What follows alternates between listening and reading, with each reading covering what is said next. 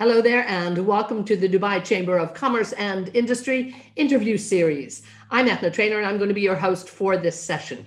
Well, we're absolutely delighted that you have joined us, and I'm just looking at the numbers here and we have hundreds of people from around the world actually. We have 43 countries registered.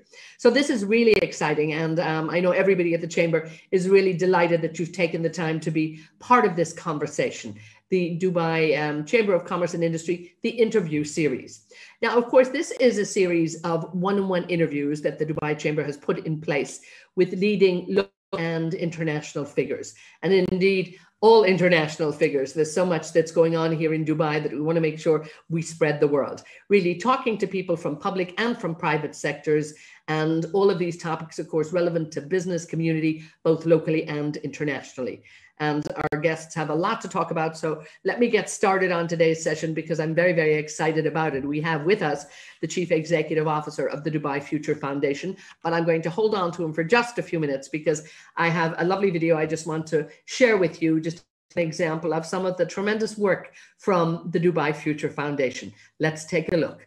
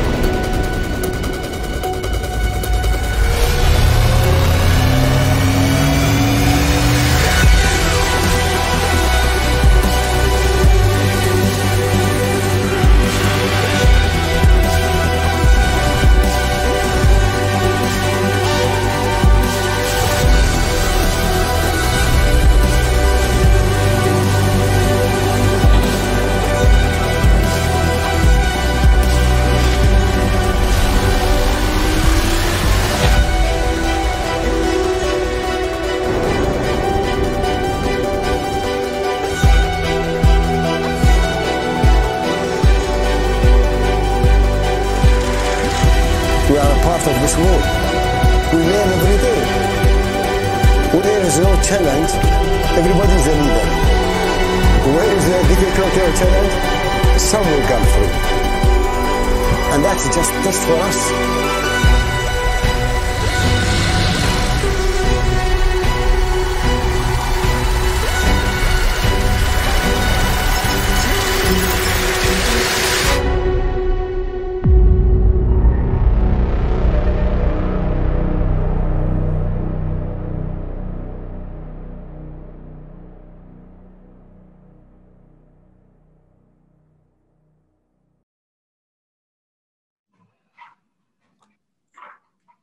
And of course, the work of the Dubai Future Foundation is every bit as vibrant and as exciting as you saw on that video. My guest today is really helping to transform business and organizations, all with the aim of contributing to Dubai's strategic and economic diversity. He has a big agenda. I'm going to get right down to business and introduce to you all. I know you're going to listen to him. He's the CEO of the Dubai Future Foundation, His Excellency Khalfan Belhoul. Thank you so much for joining us.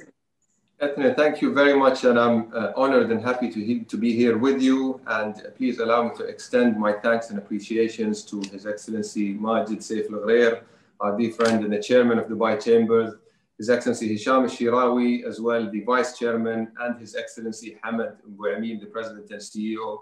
Dear friends and massive supporters of the Dubai Future Foundation, and also welcoming my other friends and colleagues from Dubai Chamber and the other guests joining us in the panel, and wishing everyone that they are all well and safe in those challenging times, and subtly and quietly recommending everyone to get their vaccines and encouraging them. I just got mine, the second dosage. I just literally got it today, right before the show. I'm feeling perfectly fine. So supporting that mandate and wishing everyone as well. And what a great message, of hope and focus for us all. We all need to have that, because we have a very dynamic system. We have a very dynamic city here, and one that we all need to be very healthy to execute. And you definitely, when we look at the great work you have to do, and I know you have tremendous support from the Dubai Chamber of Commerce and Industry. Talk to me, though, about the key sectors, the sectors that you're all looking at, the sectors that you look at in terms of why Dubai needs to, what will help it become one of the leading cities in the world, and particularly getting to grips with some of the key sectors that maybe we need to just put a little bit more effort into.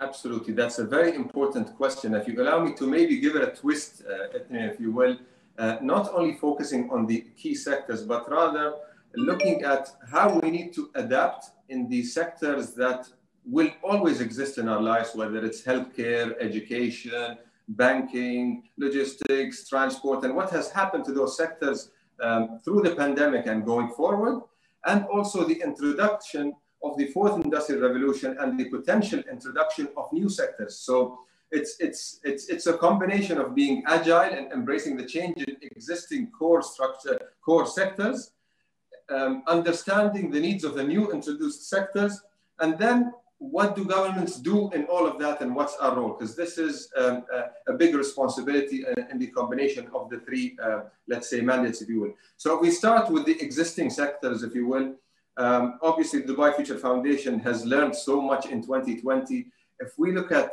the upside of this year, if there are any, it's obviously first of all, the disruption of technology and what has happened in people creating technological solutions for industries to progress across education, academia, e-commerce, but also understanding how we can really adapt in challenging times and leverage on technology. So through that, we've really understood through 2020 what will happen with the existing sectors, which gave us an indication that education will be completely disruptive.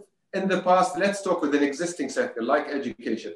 In the past, and I'll talk about myself, mid-90s, graduated and went to Boston to study simply because I wanted to explore good universities. Obviously, now we're fortunate enough in the UAE, we have amazing universities, maybe less of options at that time, but with the push of leadership, obviously, we have amazing universities at the moment. But my point is I had to physically go somewhere and go to a boundary of a school to obtain my education. Education at the moment can be a click of a button away through an Ivy League. So, but I need to emphasize something. So the access to top tier education is no longer as hard as it used to be. It can come to you using technology. You can speak to the top professors, you can communicate with them. Having said that, we understand that education is not only about the content that gets disseminated from universities and from professors. It's about your interaction, your social skills, the other qualities and the soft skills that you develop. And I give Boston a lot of credit for that, because Boston is such a diverse city like Dubai, and all you see are students. So it was so easy for me to interact with different students from different nationalities, the Africans, the Americans, the Asians. And I think that played a key role also in my upbringing, other than the actual education that I have received from Boston University. So I think education, I focus maybe on this sector, major disruption going forward, dependent on technology. E-commerce, the same. People at the moment buy online more than ever. The pandemic accelerated that as well. People right now, and I personally do that, I go to the shop and I shop. I look at the items, but sometimes I end up buying the same item from the same retailer, but through their online store. So the revenue generation for them is there, but the actual purchase, rather than carrying bags all over the mall, it becomes an experiential experience where then you do it online and order it at home, which means that there's innovation in what kind of experience you do in the brick and mortar retail experience and how you generate revenue through technology and e-commerce. Banking, again, the same thing with the introduction of blockchain and the emergence of fintech. So those are existing disrupted sectors that will always play a key role going forward, but we need to innovate and adapt in how they are provided. Now, when we come to the introduction of new sectors, or again, technology-driven, is when you talk about the artificial intelligence, what blockchain will do, 3D printing, and specifically robotics, what will robotics do to existing jobs? So we need to also embrace those technologies, and we cannot say that we need to reject them and continue working the way we can, with the way we are, because if we do that, we won't be a leading city of the future. But we're honored and fortunate to have leaders that create a lab out of our country where we're testing new ideas, which is really the vision of His Highness Sheikh Mohammed, transforming the city and the country to a lab for the world, which has more than 190 nationalities coming over and testing new ideas. So maybe I took long in this point, Ethne, but I think the importance here is disrupting existing sectors, embracing new sectors and new technologies. And lastly, what do we do as government is we become extremely agile in creating the enabling environment, which is the role of the Dubai Future Foundation. And last but not least, do not forget the human angle into all of this and just get swamped into what technology will bring. At the end of the day, we're humans. We interact with each other through physical interaction. Through the pandemic, this was the most major loss because we were all at home and we really felt the value of human interaction, because as much as we worked online, rubbing shoulders and discussing on a physical basis has its own value, and it's random discussions that can create value as well. What a very dynamic opening. Thank you so much for that. We're all very, very excited to explore what we're doing there. But I love what you talk about too, that holistic approach, and also really looking at Dubai, because in a short time too, when you think about the development of this city too, it has moved very, very rapidly and it's moved fast. Just a quick note to our viewers out there, they can of course ask questions. We've got lots. I'm sure that people are very interested in terms of what the Future Foundation is doing. There's an area on the panel there to take your own notes, but make sure you do copy them down. And also there'll be an area for feedback. So we're really looking forward to that, because we're planning on, you know, a series of great dialogues to come. So we want you to be definitely involved. So when we look at the work of the Future Foundation too, and you talked about government and you talked about that agility too, how can government work with the private sector as well? Because ultimately you've got to bring those ideas, and without a doubt, I think you're focusing them, you're challenging and challenging, making sure that they're challenged and channeled, so to speak, to make sure that they get to the right place, because there's so many great ideas out there. Absolutely. A very important question. But if you also allow me, you mentioned one key point, which is how things have happened in such a short period of time in the country in a very fast pace. People around the world tend to maybe underestimate this and maybe forget that this is a nation that's less than 50 years old, and that not so long ago, this nation had depended on pearl trading for its business. And not so long ago, in the discovery of oil, it was the main source of income. And if you fast forward in this short period of time, we're having this dialogue right now with the introduction of AI and genome sequencing and blockchain and the fourth industrial revolution, all in a span of 50 years. So sometimes people take that for granted, and it's an appreciation to what leadership have done in such a short period of time since the founding fathers, the late His Highness Sheikh Zayed bin Sultan and the late Sheikh Rashid bin Saeed, and the major bets they've done in a desert, basically, to build the World Trade Center and to build massive master plans to create the vision of UAE to where we are at the moment. Just a moment of appreciation of what you have mentioned over there. And with regards to the private sector, I think it's even more and more important at the moment and it's inevitable that there should be hand-in-hand work between government and the private sector. It's more important than ever. You see the importance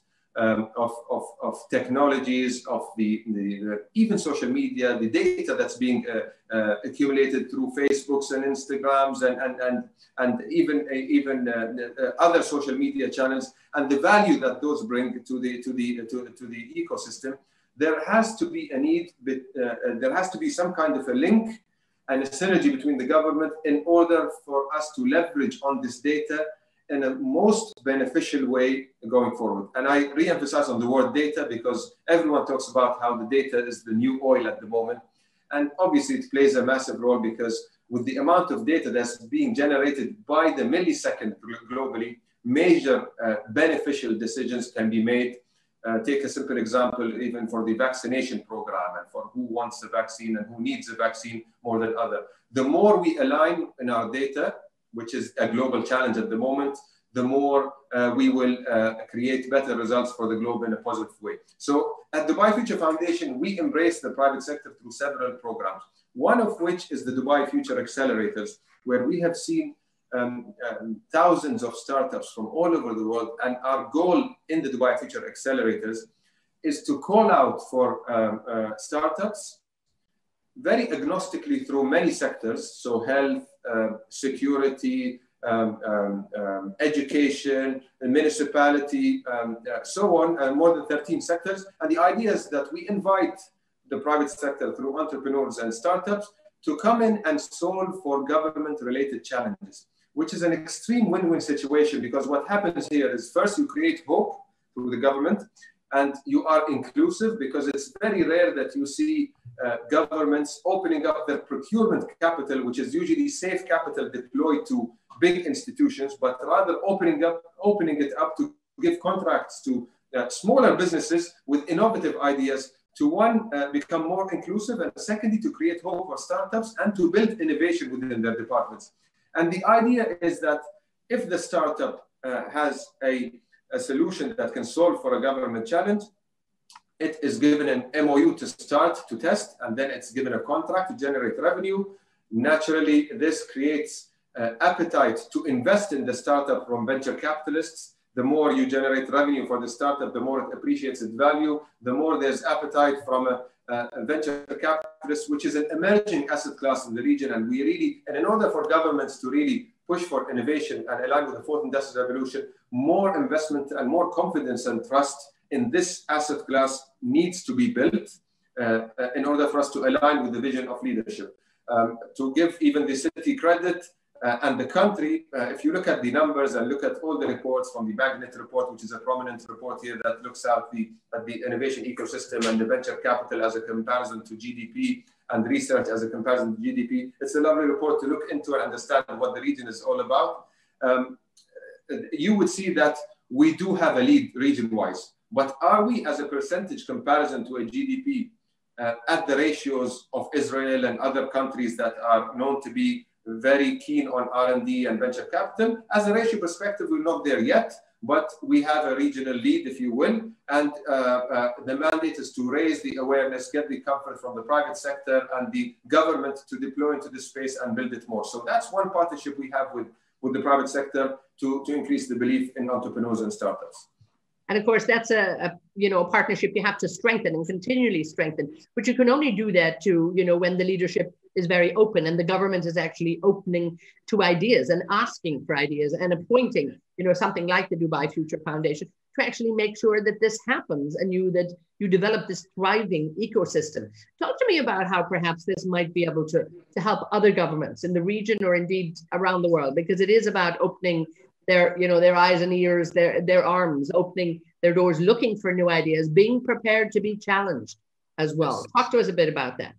So I think that there's a very famous quote from His Highness Sheikh Mohammed in Arabic. It says, "Min al-mukhatara an la tukhatar," which is the biggest risks is not to take risks. And I think if this comes out from the leader, then this is a massive sign that we're thinking like entrepreneurs. And I think this was the recipe of success of the nation with God's blessing to where we were and where we are, is that big bets have been taken.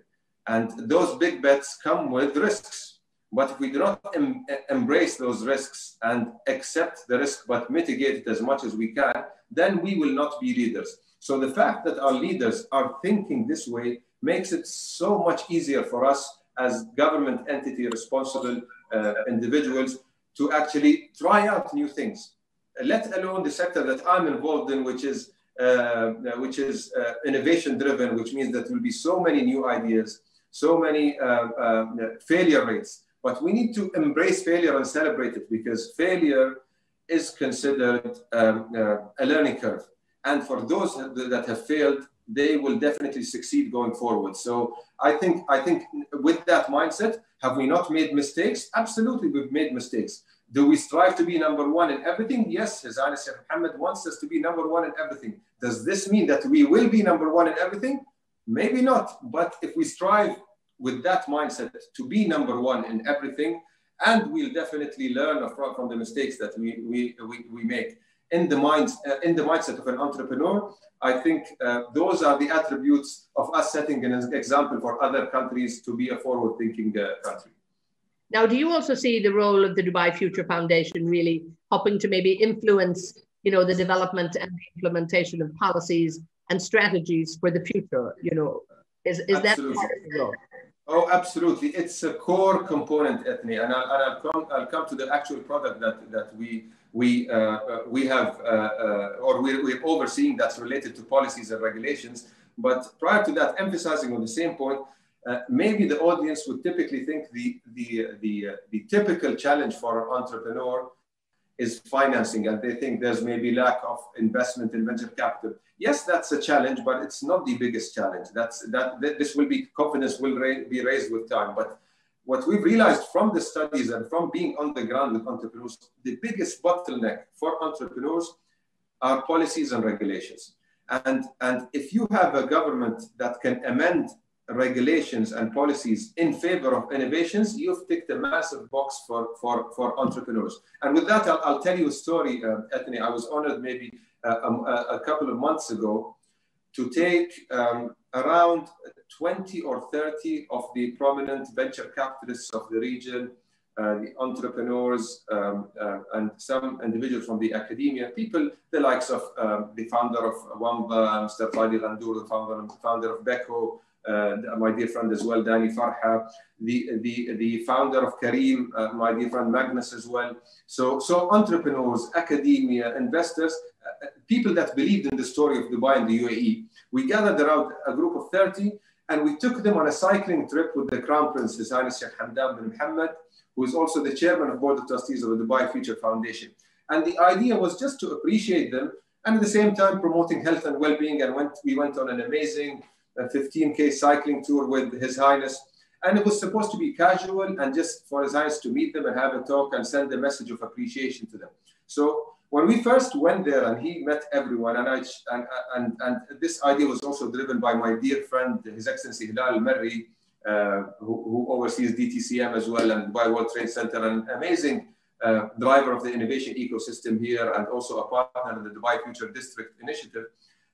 So when we introduced the entrepreneurs to His Highness, I just spoke and said, Your Highness, the individuals in front of you believe in the story in Dubai and contributed in different ways than the others.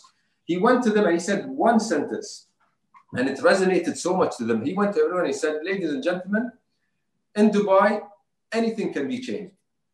And that's it. And he said, we're here to go cycling, and we left. And I got calls from the people appreciating this so much because he didn't go technical speaking about what can be done. He's just giving them a sign of agility and willingness to change on what innovation needs. And that's all what they needed to hear. It's that we're willing to change things. And to that point, at the Dubai Future Foundation, we have a vertical that has an initiative called the Regulations Lab. And the Regulations Lab speaks directly to the cabinet of the UAE and is overseen by the Dubai Future Foundation. Its role is to amend regulation in favor of innovation. So if a blockchain solution comes in for fintech transactions, and if our financial authorities have regulations that do not complement this innovation, we need to have a discussion and change innovation. And they're completely supportive, whether it's DIFC or other financial, or the DFSA or many other supporting entities.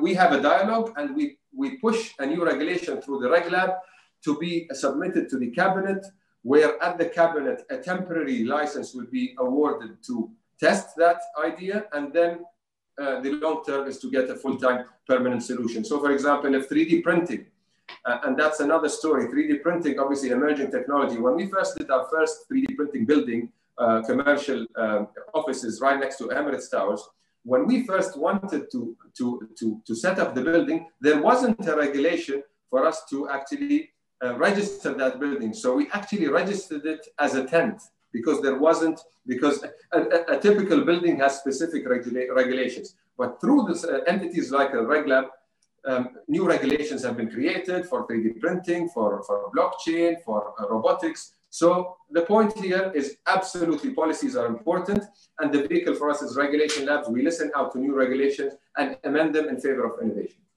But it's great to hear and to listen to you talk about that agility, and even to listen to, you know, what you talk about His Highness saying things can change, and that openness, I think, to change has always been, you know, very much focus of Dubai, being able to be nimble and to actually move whatever direction, because the world is changing so fast. Talk to me about Dubai's affiliate position, particularly when it comes to the Center for the Fourth Industrial Revolution. This has been very important. Tell me just why it's important. Great question. Just for the audience, the center has been announced. Time flies. I think it was in Davos. We were in Davos 2018, if I'm not mistaken. Yes, it was 2018, and we were honored to have His Highness Sheikh Hamdan there, meet Professor Schwab, to actually attend the signing ceremony, of course, with the presence of His Excellency Mohammed Al-Gargawi, the Minister of Cabinet Affairs, and the Managing Director of the Dubai Future Foundation, and a set of ministers as well, who also are on our board of trustees at Dubai Future Foundation. And I think that's one amazing, let's say, attribute of the Dubai Future Foundation, is that we have more than 19 members of board of trustees spanning across director generals and ministers, who really are our muscle when it comes to support and soft power and building relationships. So we cannot appreciate them enough and their efforts and their contribution.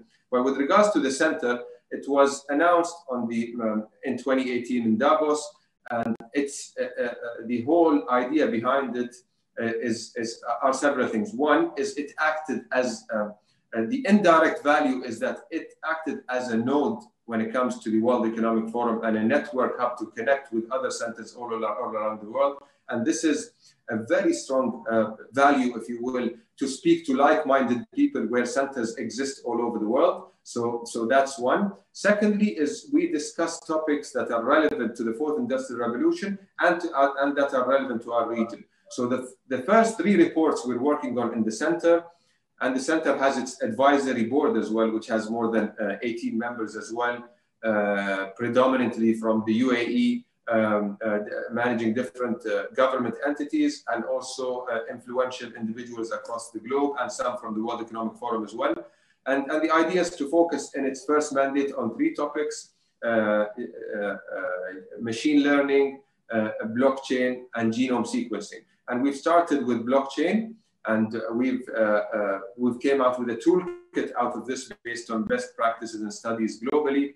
And we've discussed it with government entities like DP World and other entities to actually test that toolkit, and also in partnership with the Regulation Lab to ensure that blockchain can be deployed in the safest manner. And the beauty of this center is that global validation happens imminently because of the relationship we have with WEF, who are a main driver of the Fourth Industrial Revolution.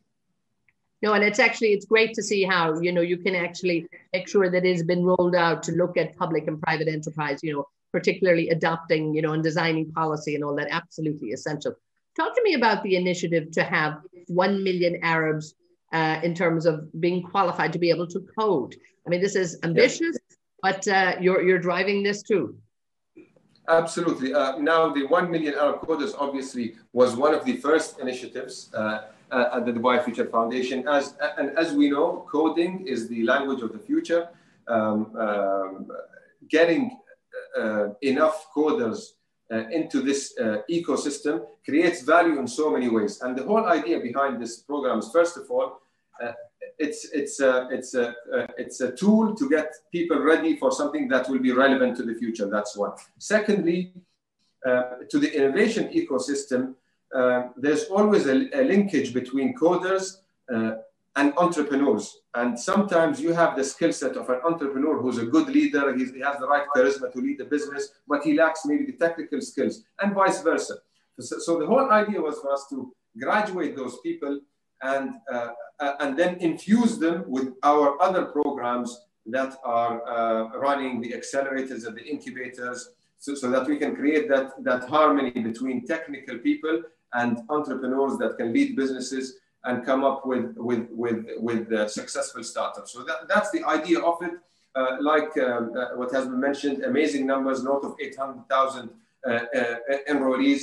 The program has rolled out globally as well, with country partnerships, whether with Uzbekistan, who are doing an amazing job. And that's one idea of discussing initiatives with like-minded people that believe in the same vision.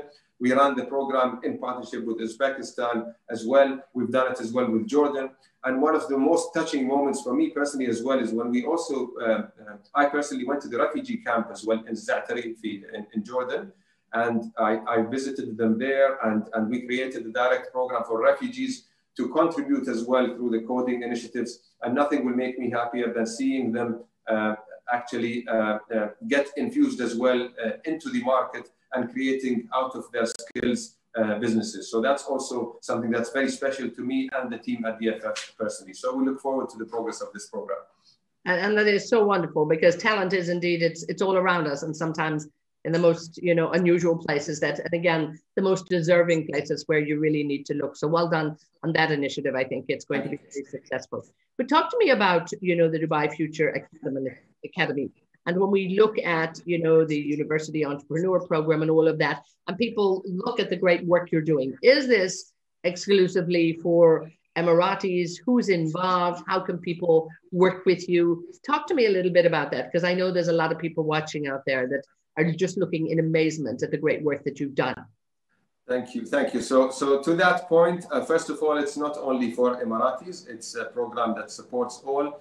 And naturally, when you support all, it complements Emiratis naturally, because they get to rub shoulders and interact. And it's beneficial for everyone once you create that kind of interaction. So you've mentioned two things, Ethne, the academy and the university program. So I'll differentiate in what is the role of each and every one of them. So the academy, if you will, is the third pillar of the Dubai Future Foundation. So we do have the research, we have the content dissemination, then we have the education, and then we have the building the innovation ecosystem through the regulation labs and the accelerators. And lastly, we have the Museum of the Future, which I'm sure we'll tap onto at some point. But with the academy, the whole idea is to educate the audience about the future. If we are going to talk about being agile, being adapted to the future, we need to create an educational mechanism to get our people ready for the future. And this does not mean that they should understand technologies only or the fourth industrial only. It sometimes also means that there should be a mindset and an adaptation switch to embracing the change that's happening, because sometimes people are resistant to change and resistant to change. So we need to ensure that people accept change, because we cannot stay where we are. We need to continuously move forward. We cannot stick to jobs that we understand are inevitably going to be dissolved and replaced by technology. We need to reskill and readapt. So the academy is basically a beacon and an opening for programs. And one of its initiatives is to communicate directly with the Human Resources Department of the government of Dubai to create programs specifically dedicated to government entities where we can graduate people to make them future ready and aligned to the future, if you will. And that's one stream of it, across other streams that we focus on tapping into the private sector as well and preparing them for the future. That's on the academy side. Now, the university program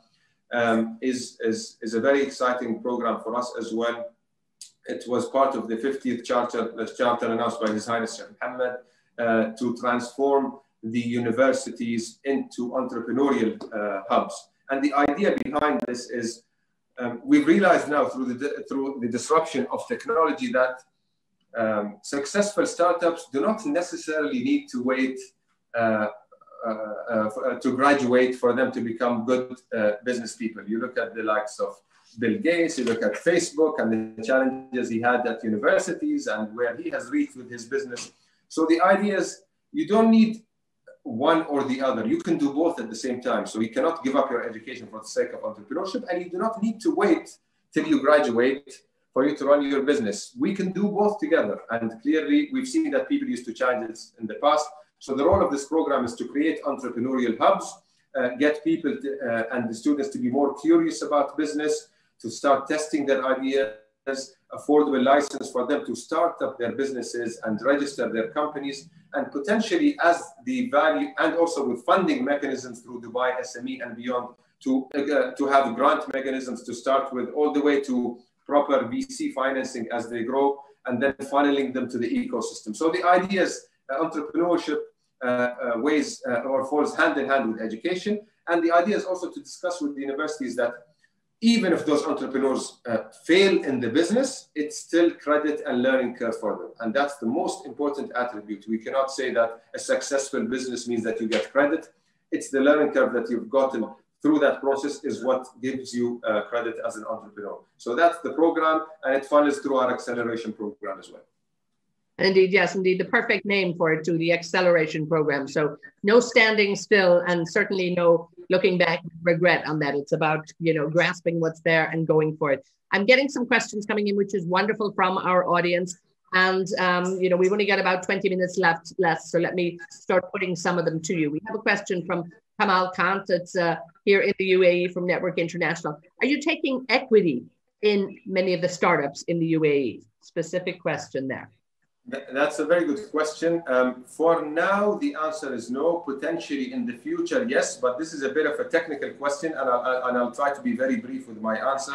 So we will not take typical equity. What we will take, we will complement businesses. So what I mean is, as I'm not sure if the audience have heard, same time last year, in the presence of His Highness Sheikh Mohammed, the Dubai Future District has been announced, with the launch of a $1 billion dirham fund, which is supposed and planned to boost and catalyze the innovation ecosystem through equity financing, but in a very double bottom line strategy, not focused on IRRs and multiples, but rather a combination of IRR, but more patient capital and strategic impact-driven investment. And the reason I'm saying equity is that, yes, there will be equity, but we'll not be competing with the typical VCs. So the idea is that we have 3 buckets in this fund. One bucket will be to anchor funds in the region. And this will be obviously investment as an LP in a fund, but at the same time, our management of success of that commitment will not only be driven by the IRRs and the multiples of that underlying fund, but rather how much have we raised awareness in an emerging market in the private sector to deploy into that fund as well. Because naturally, when some entity like Dubai Future District or Dubai Future Foundation deploys into a fund, it raises comfort levels for the private sector to also invest, which is a metric of success in an emerging asset class for us. So we look at how much we have improved the raising and the investing in local VCs as a second metric of success. Secondly, we invest directly into startups, but complementing VCs. So what we do is we look at funding gaps.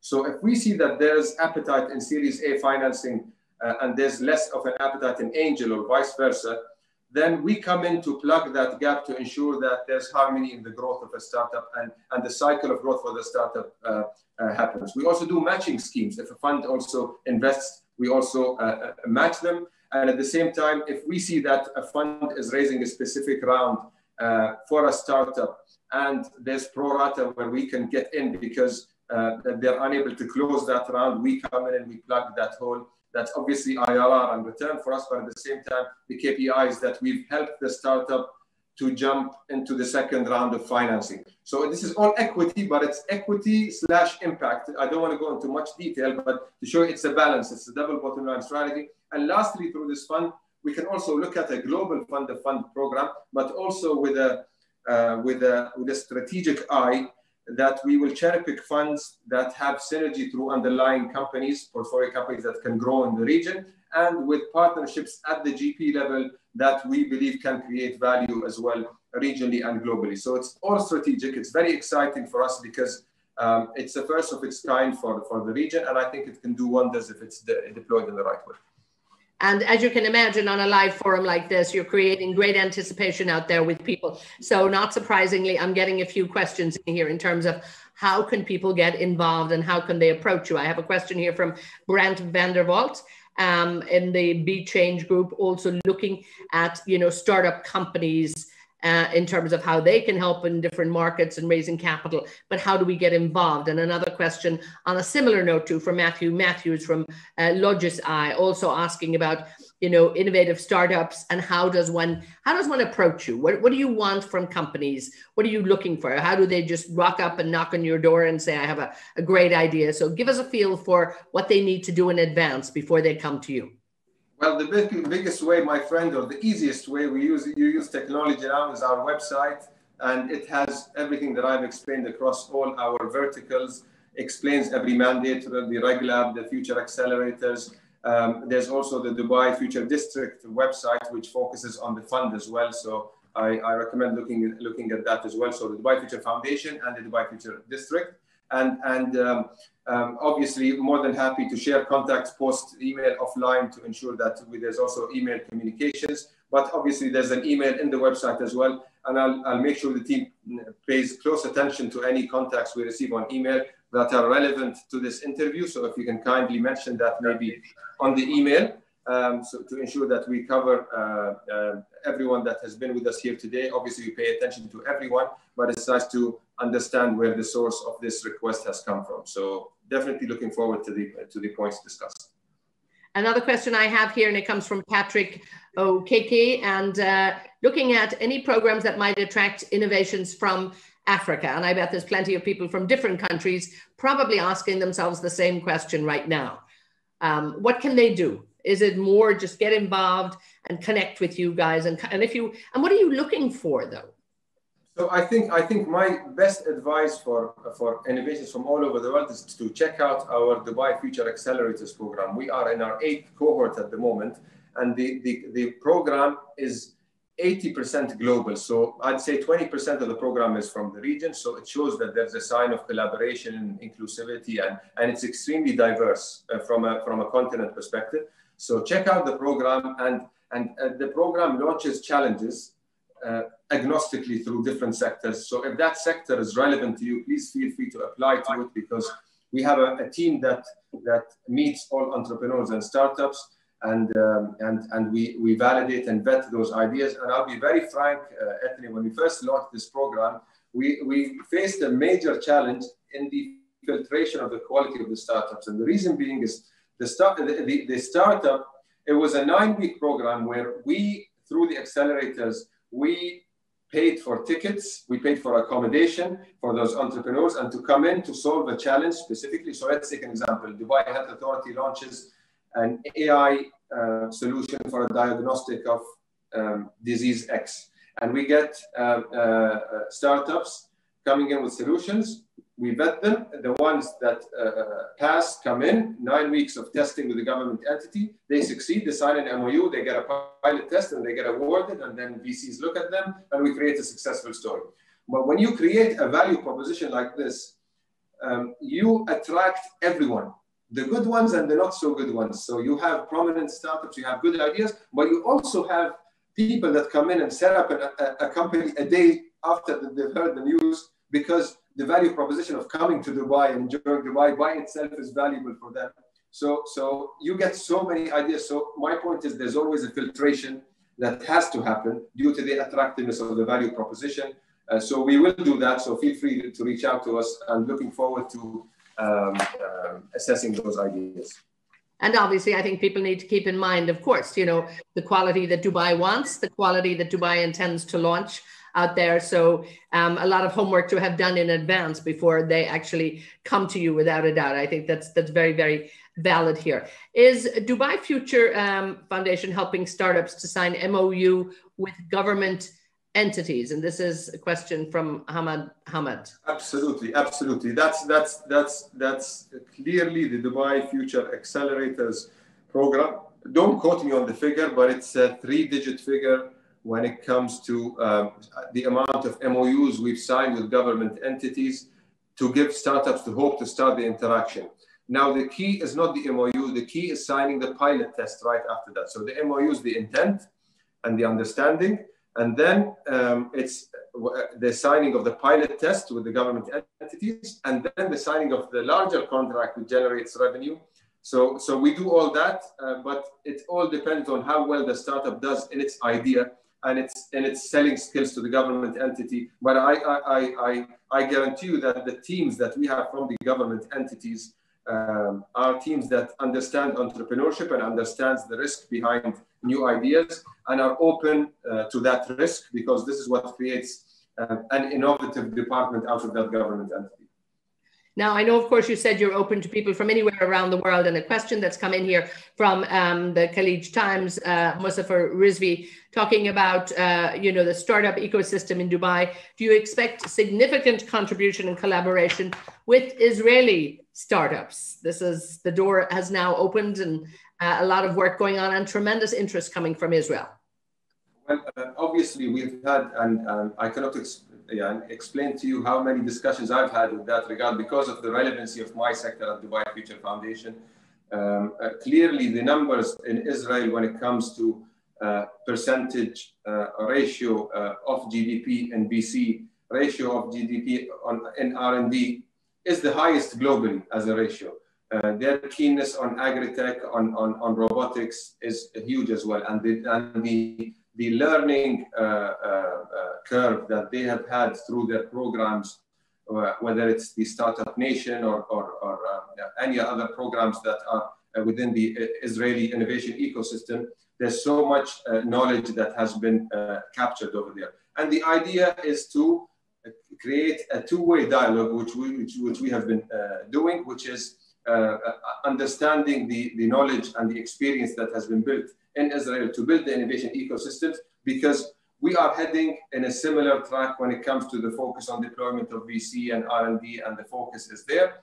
But at the same time, they are very keen as well in understanding the pace of growth in the United Arab Emirates and the transformation that has happened in such a short period of time, and the potential opportunities that can be explored through ideas generated in the UAE, startups incubated from all over the world in the UAE, and their synergies with Israel and how they can grow within Israel as well. So there's a very interesting two-way dialogue, but definitely so much to learn from what has happened there, and definitely we are having many discussions. A question from Lebanon Consultants here, Hussein Basma, looking at crowdfunding platforms, particularly when it comes to government projects. Crowdfunding, is this something of interest here, or it's happening? It's inevitable. I think crowdfunding is something that we have to pay attention to across many sectors, across typically on a financial center perspective, but also in supporting new ideas that come at the Dubai Future Foundations, and opening up the opportunity for micro investors to get involved through investments and through supporting the innovation ecosystem, because that's typically what crowdfunding does. You do not need to be an institution to commit your capital to grow a business. There are platforms that can help you contribute, and we are surely exploring it in many sectors, whether it's in fintech, whether it's also on the gaming sector, which, by the way, gaming is a massive sector as well going forward, and we're paying close attention to it and how we can leverage on that. But crowdfunding is an agnostic platform that serves across all sectors that is truly important going forward. Now, you mentioned earlier the Museum of the Future. And of course, when we think of museums, typically we tend to be looking backward. But of course, in Dubai, we're looking at a Museum of the Future. And for anybody who has not seen the building itself, they need to start do a quick check on the internet and just look at the magnificence of that. Talk to me a little bit about that and the advantages that it will bring. Anthony, they don't really need to go to the internet. I can just go back a bit and show them the building. It's right there behind me, if you can see it. But it's not as visible. But we're so looking forward to this building, and you've nailed it with your comment by saying that this is a museum that focuses on the future, and this is the biggest challenge that we have, because if you think about it, great museums, like let's take the Louvre for example, the value of the assets invested in the museum appreciate and value with time. So the owner of the museum, the amount of investment that needs to be done is that major capital investment in the beginning in those assets, and those assets will be self-generating and appreciated more and more as they grow older, which means that the management of this is really to add a few pieces here and there, and your business model will continue to be successful. And this museum behind me is completely the opposite. What's futuristic today is probably not futuristic 3 months from now, which means if I'm carrying the future mandate, I need to ensure that I have a very smart, logistically and financially, let's say, approach to ensure that my content is continuously future relevant, and that there's a way to change it in a very agile way, because what's futuristic today, like I said, is not tomorrow, is not futuristic very soon. So how can we really manage that value proposition? And without stealing the thunder of the opening, which we look forward to in alignment with Expo sometime this year, the idea of this building is that it will be an immersive experience of a far future, which we call more of a dream, where people will get to imagine how the future will look like in different sectors. And I'm not going to reveal what those sectors are. There's also an immersive experience to get into that environment, which I'm not going to reveal as well. Once you go through that experience of the far future, then you come to an area where you're more closer to the near future and the more tangible future. So we want people to get a sense of how the far future looks, and then what the near future looks, which is plus 3 or 5 years from now, so they can actually feel and touch ideas that are closer to our future. So it's a combination. It's an experience that is more than 2 hours. There's a dedicated space also for kids to enjoy their time, while elder children and adults can experience the other side of the museum. So much content, very challenging because the building looks extremely beautiful and unique from the outside. So to match that from the inside is an extreme challenge. But I believe the team has done an amazing job with the push of leadership, and we can't wait for it to be opened. And you're definitely invited to join us if you are in town at that time, and looking forward to inviting the rest of the guests attending here as well. Oh, indeed. I mean, this is one we definitely wouldn't miss. We've been watching this, week by week, month by month. It's been quite exceptional to actually see the development. And again, for many of the viewers around the world who can't look out your window, definitely worth a look. We only have a few minutes left. And I want to wrap this up also in terms of looking forward to later this year to Expo. Expo has so much going on. We're going to have 6 months where there's a big focus here in Dubai. We are going to carry on, and I'm sure that some of the great minds of the world are going to be coming here. What do you hope for Dubai Future Foundation and the people that you're going to meet and interact with during Expo? What are your expectations? Well, first of all, I cannot appreciate Expo enough, and the level of effort that's been done with the push of leadership and the team at Expo led by Her Excellency Reem, who's a dear friend, and I always wish her the best. And she's done such an amazing job with the team. And as we see Expo is gradually opening different sites, I haven't had the chance to visit it yet, but definitely looking forward. I've passed by a few times at the construction site. It's such an amazing place, and looking forward to bringing the whole world to Dubai and the UAE at its opening. Obviously, it's a big sign. The theme of Expo is very complementary to what we do at the Dubai Future Foundation. So definitely looking forward to many synergies. There are so many dialogues that we're having with the Expo team across all verticals, linkage with the Museum of the Future, packages potentially for visitors to come here and there.